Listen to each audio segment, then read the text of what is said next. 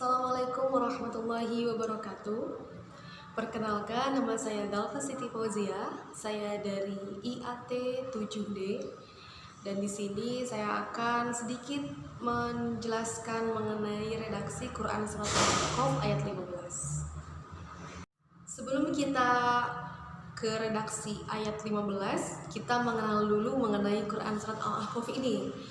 Jadi Quran Surat Al-Ahqaf ini adalah surat yang ke-46 dalam Al-Quran dan terdiri dari 35 ayat. Nah, nama Al-Ahqaf ini diambil dari ayatnya yang ke-21 yang artinya bukit-bukit pasir. Itu yang berbunyi A'udzu billahi minasyaitonir rajim. Wadhkur akha 'ad id anzara qaumahu bil ahqafi wa qad khalatin nudur. Nah, dalam kata bil ahqafi, nah itu dari ayat itu. Dalam ayat tersebut dan ayat-ayat sesudahnya dijelaskan bahwasannya Nabi Hud alaihissalam telah menyampaikan risalah kepada kaumnya di Al-Ahqaf. Atau Al-Ahqaf ini sekarang dikenal dengan nama Ar-Ra'ul Kali. Namun kaum-kaumnya tetap saja tidak mau beriman, tetap saja ingkar, sehingga Allah Subhanahu wa taala mengirimkan tiupan angin kencang dan memusnahkan kaum tersebut. Hal ini menjadi isyarat kepada kaum musyrikin Quraisy bahwasannya mereka akan dihancurkan ketika mereka tidak mengindahkan seruan Rasulullah SAW. Adapun yang menjadi pokok pembahasan dalam Quran Surat Al-Ahqaf ini adalah mengenai keimanan, hukum, dalil-dalil, bukti keesaan Allah. Juga dalam Quran Surat Al-Ahqaf ini dijelaskan, ditegaskan bahwasannya menyembah berhala ini adalah perbuatan yang sangat sesat. Selain itu Allah Subhanahu wa taala juga akan menyelamatkan orang-orang yang mukmin dan juga memberikan azab kepada mereka yang kafir. Nah, selain itu juga dijelaskan bahwasannya risalah Nabi Muhammad SAW ini tidak hanya untuk manusia, akan tapi juga untuk kaum jin. Bukan hanya itu, Quran Surat Al-Ahqaf ini juga menjelaskan mengenai birrul walidain. Jadi menjelaskan mengenai bagaimana kita berbuat baik kepada orang tua dan tidak boleh menyakiti hatinya. Nah, dan selain itu juga dijelaskan mengenai kisah-kisah Nabi Hud dan juga kaumnya. Nah, demikianlah sedikit penjelasan mengenai Quran Surat Al-Ahqaf. Nah, marilah kita lanjut ke Quran Surat Al-Ahqaf ayat 15 yang berbunyi A'udzu billahi minasyaitonir rajim. Wa wasainal insana biwalidayhi ihsana hamalathu ummuhu kurhan wa wada'athu kurhan wa hamluhu wa fisaluhu 30 shahran hatta idza balagha ashuddahu wa balagha 40 sanatan qala rabbi awzi'ni an ashkura ni'mataka allati an'amta 'alayya wa 'ala walidayya wa an a'mala salihan tardahu wa aslih li fi dhurriyyati inni tubtu ilaika wa inni minal muslimin. Dan telah kami perintahkan kepada manusia agar berbuat baik kepada kedua orang tuanya. Ia telah mengandungnya dengan susah payah dan melahirkannya dengan susah payah pula. Sehingga ketika anak itu setelah dewasa dan mencapai umur 40 tahun, dia berdoa, "Ya Tuhanku, berilah aku petunjuk agar aku dapat mensyukuri nikmat yang telah Engkau anugerahkan kepadaku dan kepada orang tuaku, agar aku dapat berbuat kebajikan yang Engkau ridhoi. Dan berilah aku kebaikan yang mengalir sampai anak cucuku. Sungguh aku bertobat kepada Engkau dan sungguh aku termasuk orang muslim."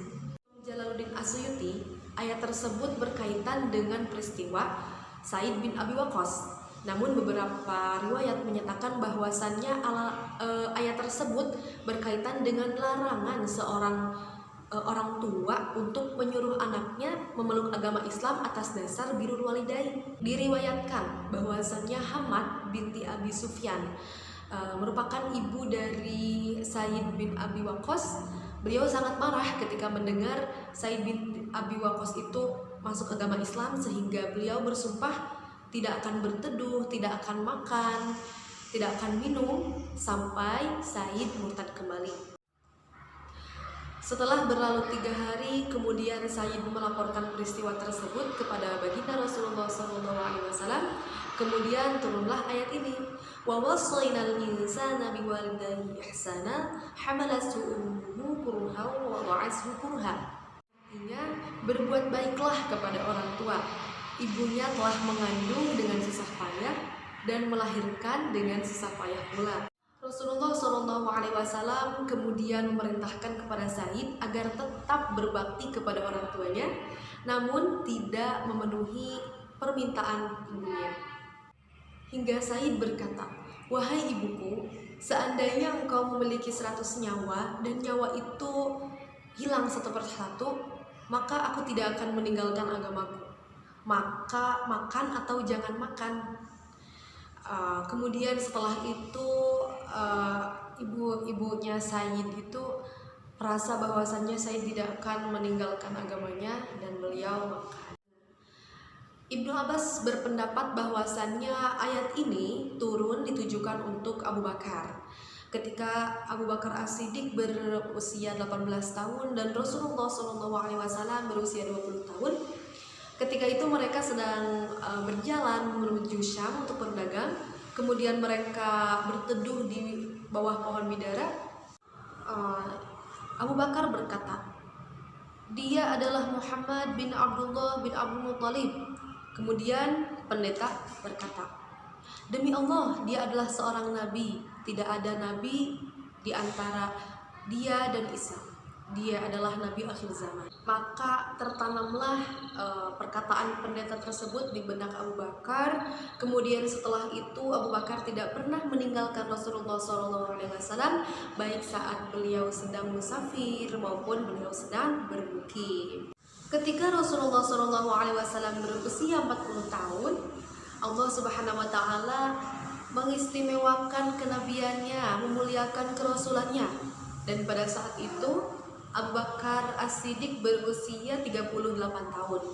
Dan ketika beliau berusia 40 tahun, Allah Subhanahu wa taala menyuruhnya, "Qala rabbi awzi'ni an ashkura ni'mataka allati an'amta 'alayya wa 'ala walidayya wa an a'mala shalihan tardahu wa aslih li fi dzurriyyati inni tubtu ilaika wa inni minal muslimin." Dan beliau berkata, "Ya Tuhanku, berilah aku petunjuk agar aku dapat mensyukuri nikmat yang telah Engkau anugerahkan kepadaku dan kepada orang tuaku, agar aku dapat berbuat kebajikan yang bisa mengalir sampai anak cucuku.